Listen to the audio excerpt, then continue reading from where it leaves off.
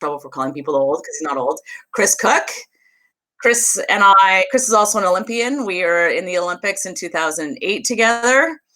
I have to say, was sort of my rock whenever I got down. Chris would all of a sudden show up and lift me up. So I'm always appreciative of Chris. Welcome. Nice for you to come on, Chris. This is awesome.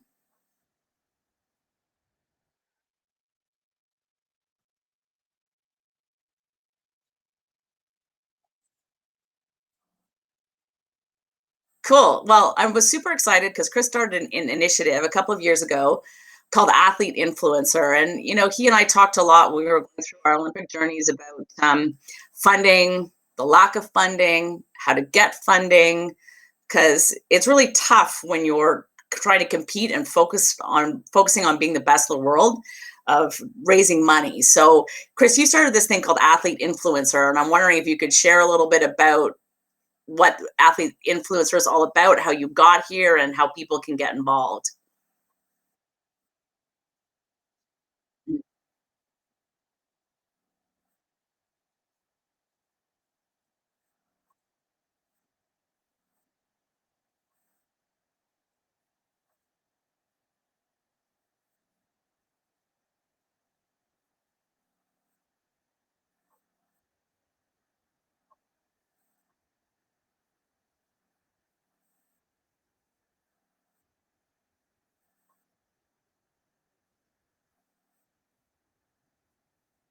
Mhm.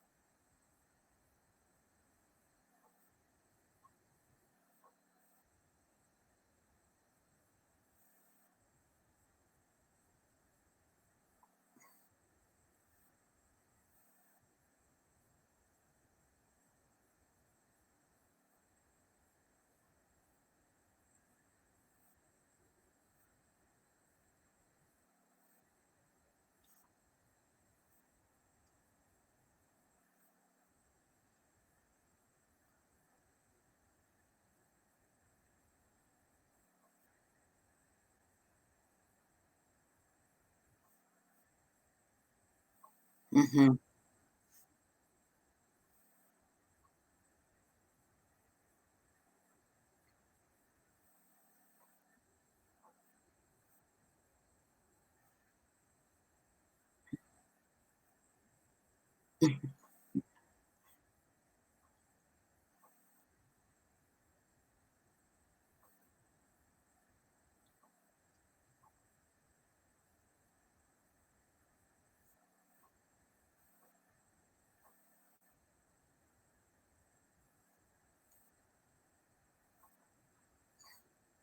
Mhm.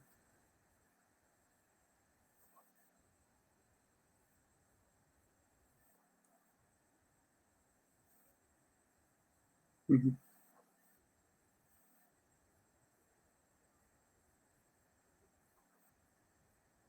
Mhm. Yeah. Mhm. Yeah.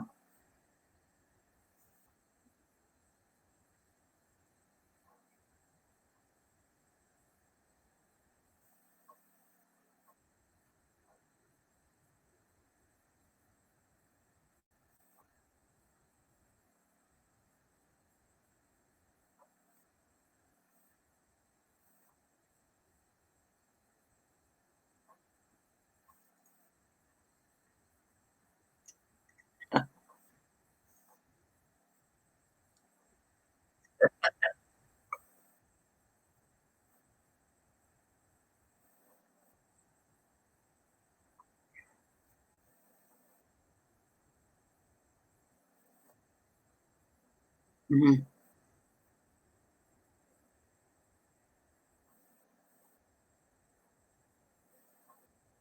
Mhm.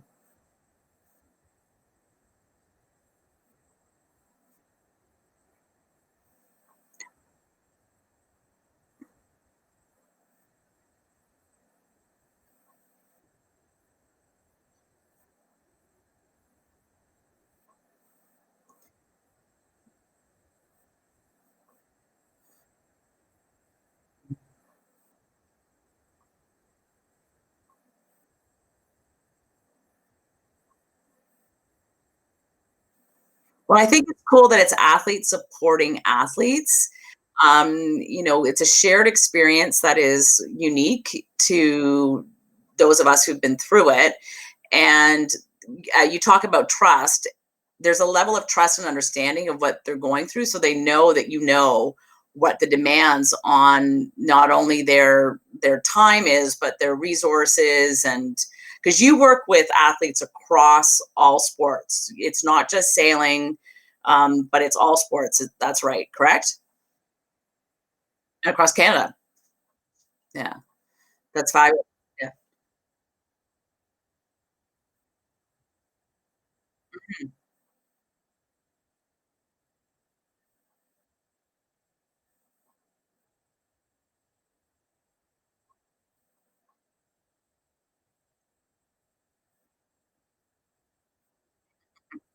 Yeah.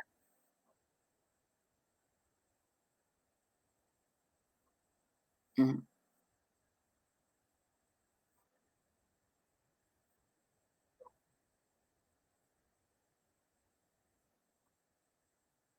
Mhm.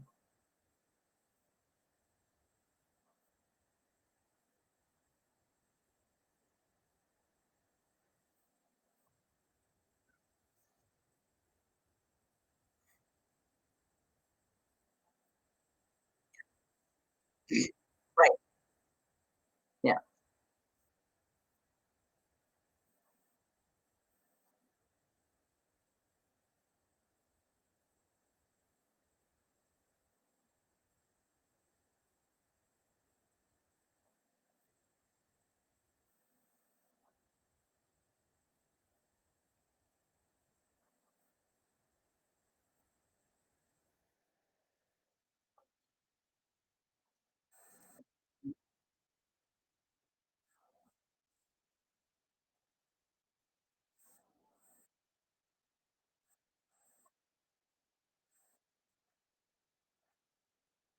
Mhm.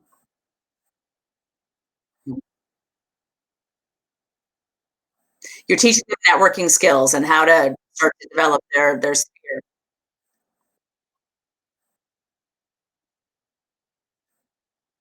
Mhm. Yes.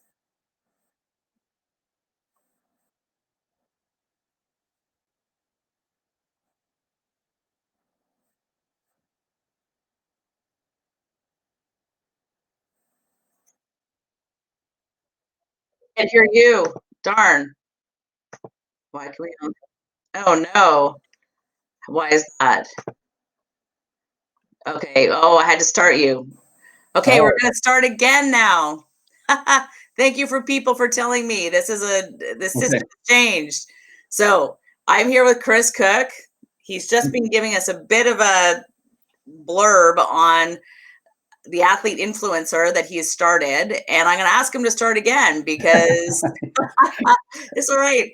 We were over the line early. We're restarting, Yeah, and because it was really great. And I'm sorry you couldn't hear him. This platform has changed its functionality. So hey, it was just me standing there with talking heads. So Chris, um, thank you for being a guinea pig, first of all, because I'm going to be doing these every day for the next 2 weeks, as long as I have people and content to come on.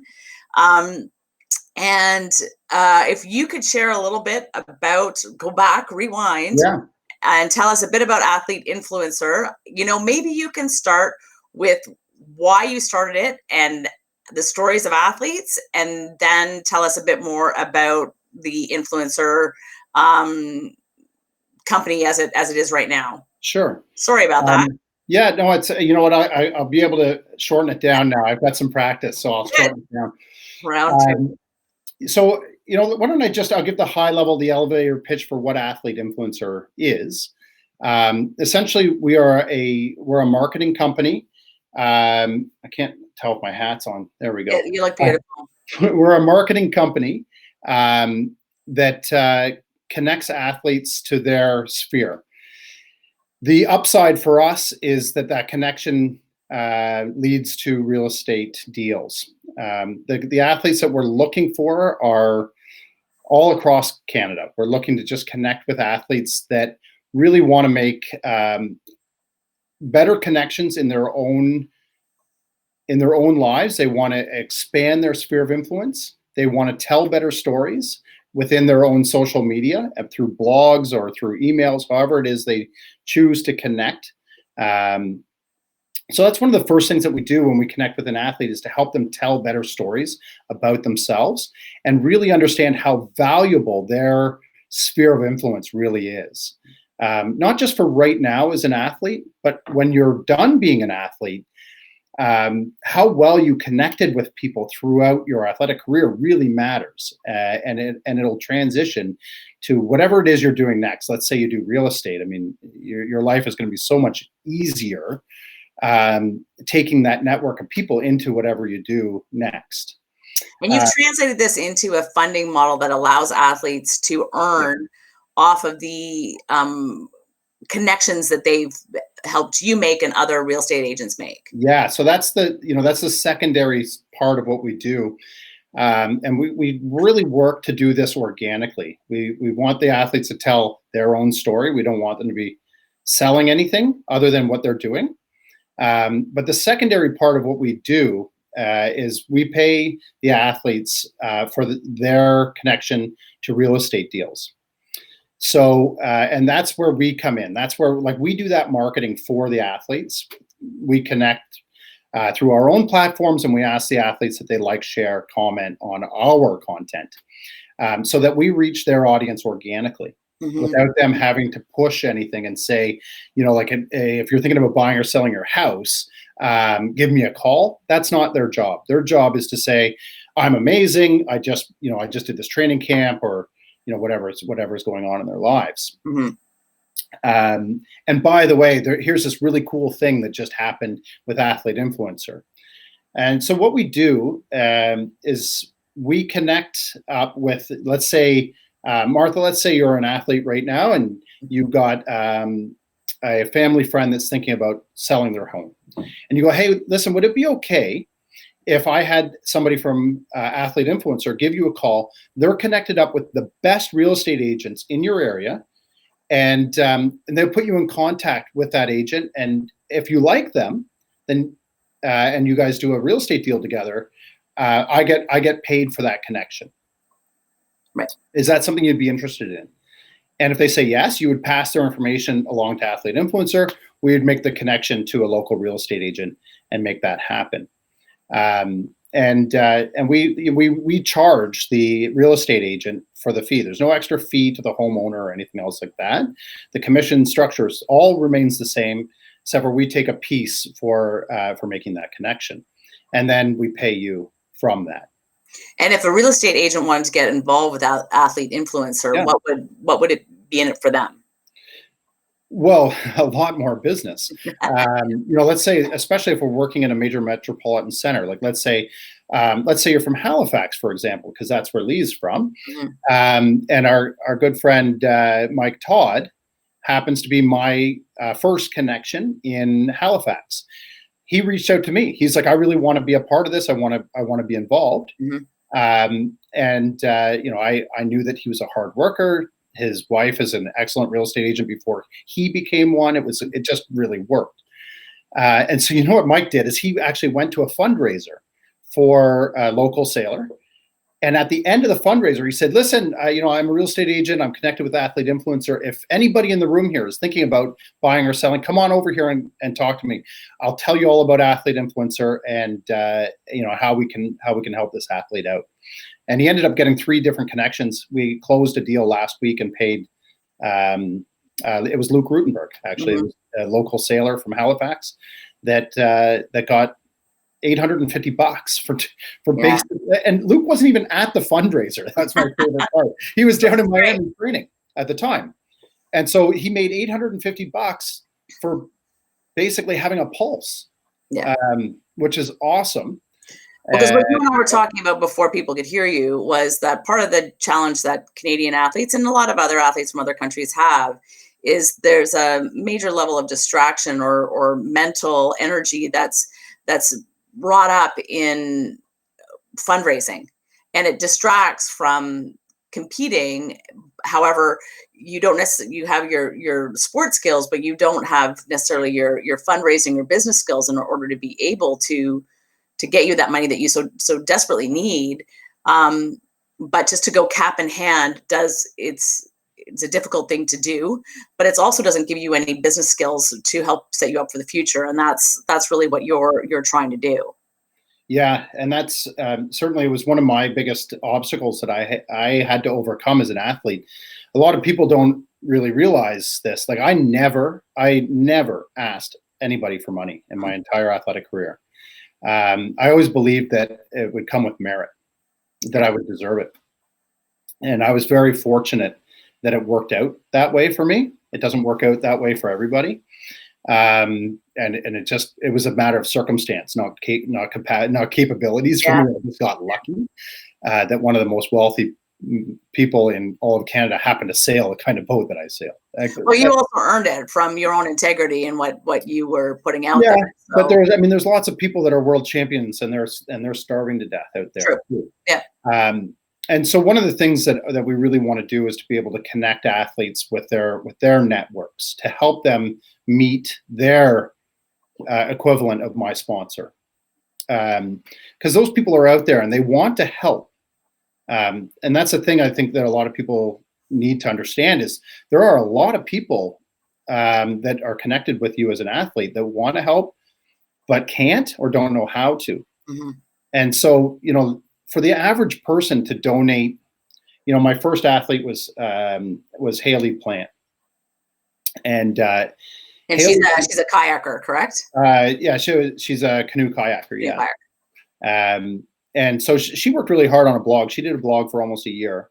Mm-hmm. And we really helped her to fine tune it and put it out there. And she ended up doing 2 real estate deals early last year, which came out, her sort of pay for all of that was about $10,000. Oh my gosh. What that does for an athlete is amazing. That's a lot of money. Yeah. And one of the things that I realized early was that money through those 2 real estate deals, through those people that were involved with it, those people didn't have $10,000 to give Haley. No. They were happy to do it. They wanted to help her. They would have loved to give her $10,000, but they just didn't have it. And so from their perspective, it was, well, I'm already doing a real estate deal. I get to connect with an excellent real estate agent. And they're going to, and that money gets to flow to Haley. Awesome. And so then the question is, as a real estate agent, why would you pay this money out of your pocket? Mm-hmm. And that's, I think, something that a lot of people don't really appreciate about the real estate industry is just how much money flows out of the business to bring new business in. Right. And, I can tell you, I spent a lot of money as a real estate agent. I spent a lot of money to bring in new business, and a lot of it is not very qualified. It's not very good. Yeah. They're not my people. I don't really enjoy working with all of my clients, mm-hmm. Especially the ones that that come in through online. Mm-hmm. Yeah. So if all of my business was through Athlete Influencer, I would absolutely fall in love with every one of my clients. I just know it. Yeah. And so that's kind of the benefit for the real estate agent is that this is money that you're already going to spend, except for you're getting really highly qualified, friendly leads, mm-hmm. people that want to work with you. Right. And that's worth its weight. I actually think an athlete influencer is undercharging for the service. So the athlete doesn't have to bring the lead necessarily to you. You can get connected with somebody who is selling their house as long as they're active. How does the athlete get involved with you? They have to sign up to be a part of Athlete Influencer. Yeah, I mean that's ideal. The ideal way. I mean, we've had a few instances where we've been connected because the athlete has a deal ready to go, and they've come to us and they were like, "Hey, I got this thing. Do you, Yeah. can I be part of what you're doing?" And we're like, "Yeah, of course, that'd be great." But for the most part, what we encourage the athletes to do is to connect with us and take a look at what we're doing in terms of helping them tell a better story. Because I think a lot of stories that I'm hearing when I read a lot of athletes' stories, I don't think that they're being told very well. I don't think that they understand the full power of social media. And I can't remember if if we were connected or not when I said this, but since the beginning of time, humans have connected through storytelling. And social media is it's essentially this giant village that's connected virtually, that we have this opportunity to tell amazing, compelling stories. And all we do is take pictures and put a little, having a great time in Palma. And there's a picture, like, great, not a good story, not compelling, doesn't make me connect with you. So we encourage the athletes to tell bigger stories, better stories that are in bite-sized pieces. Because yes, while we like stories, we also have the capacity of Yeah, and I know because my background, as you know, is in sponsorship, and I hear a lot of athletes saying, "Oh, I'm going to spend a whole bunch of money on a website.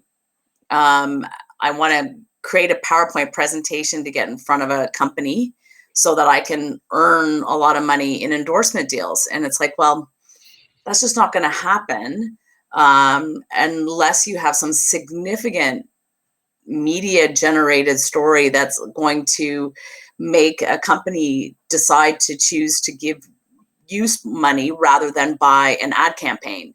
And that's essentially what sponsorship is. It's a difference between money, giving their marketing dollars towards a news or a print ad, radio ad, a TV ad, or to you.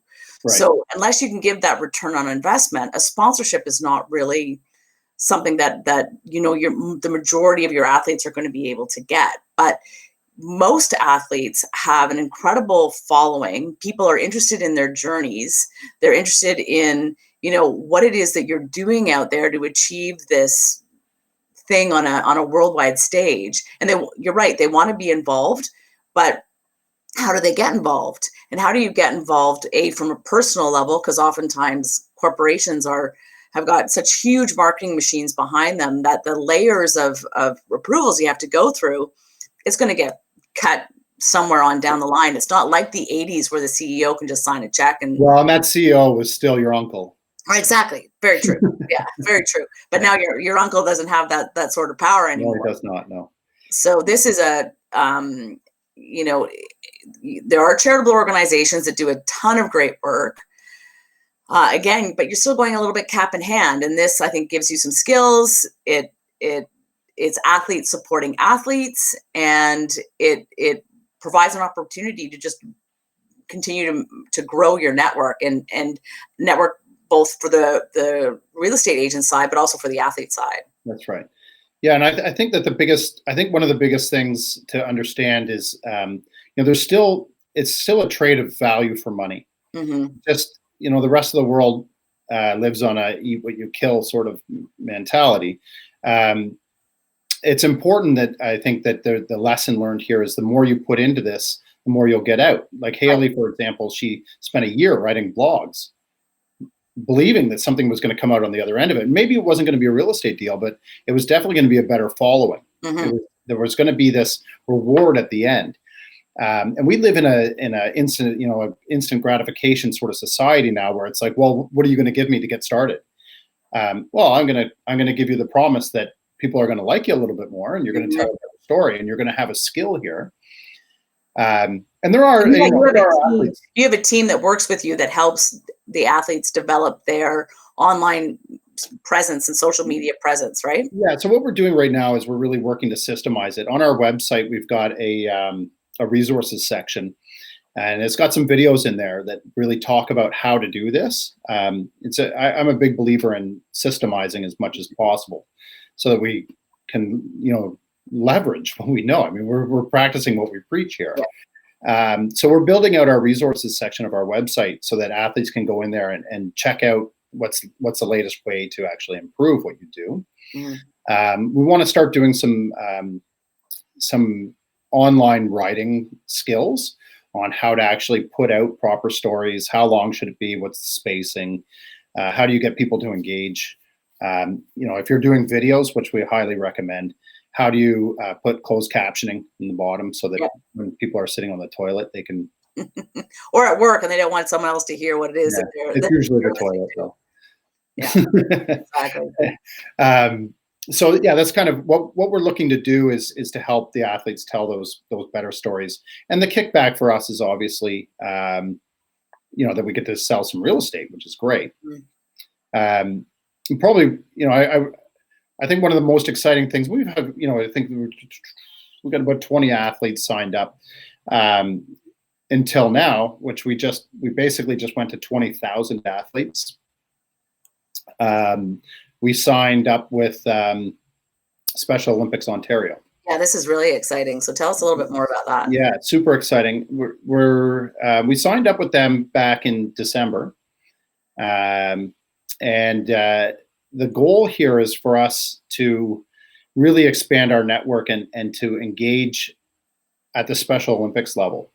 Now, this is not really working with specific athletes. This is working with communities and a whole organization, which the greater good is massive for us.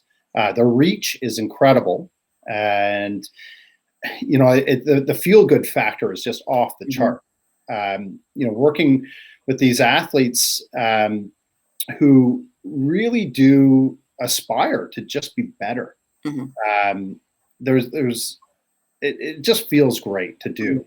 We're basically, they announced on, I shouldn't be laughing. It's absolutely devastating. But on Friday, we sent this out to the entire Special Olympics community. Yeah. And then obviously everything got shut down. Right. There was no sports activities. There's no way for me to go and engage with these athletes or with these programs or anything else. So we're basically on hold right now. I see it as a great opportunity to start telling an amazing story about how we're going to engage with the Special Olympics community and how the connection through real estate is going to affect these communities and these individual athletes going forward. On the numbers.